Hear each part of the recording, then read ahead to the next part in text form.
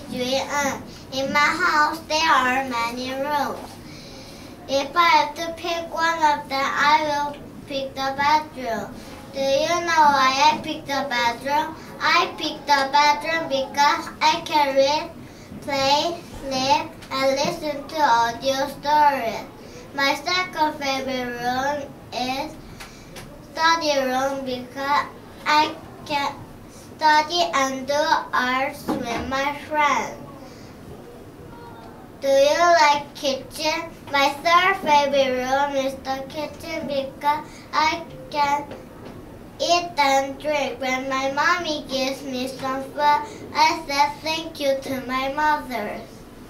My fourth favorite room is the bathroom because I can wash my hands in the sink with soap and water. When I finish washing my hands, I dry my hands on a dry paper towel. I hope I can play with you my board game and card game with you. Playing hide and seek will be more fun than anything else. Thank you.